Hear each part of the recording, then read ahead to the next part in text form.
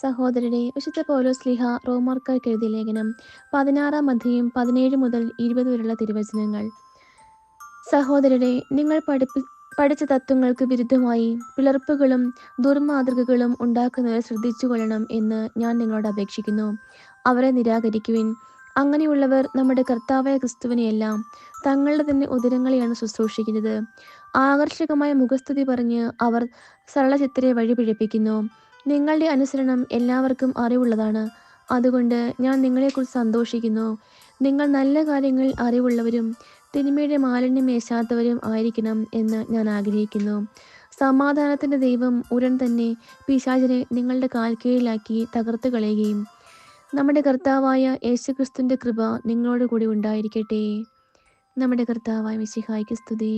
സഹോദരരെ, വിശുദ്ധ ലൂക്ക എഴുതിയ സുവിശേഷം 1 അധ്യായം 39 മുതൽ 45 വരെയുള്ള തിരുവചനങ്ങൾ. ആ ദിവസങ്ങളിൽ മറിയം യൂദയായിലെ മലമ്പ്രദേശത്തുള്ള ഒരു പട്ടണത്തിലേക്ക് തിടുക്കത്തിൽ യാത്ര പുറപ്പെട്ടു.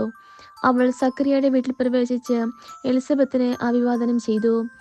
മറിയത്തിന്റെ അഭിവാദനം കേട്ടപ്പോൾ എലിസബത്തിന്റെ ഉദരത്തിൽ ശിശു കുതിച്ചു ചാടി. എലിസബത്ത് പരിശുദ്ധാത്മ നിറഞ്ഞവളായി. അവൾ ഉദ്ഘോഷിച്ചു, നീ സ്ത്രീകളിൽ അനുഗ്രഹീതയാണ്, നിന്റെ ഉദരഫലവും അനുഗ്രഹീതം.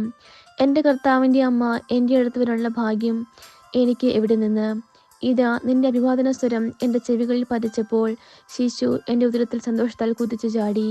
കർത്താവ് അരുളി ചെയ്ത കാര്യങ്ങൾ നിറവേറുമെന്ന് വിശ്വസിച്ചവൾ ഭാഗ്യവതി.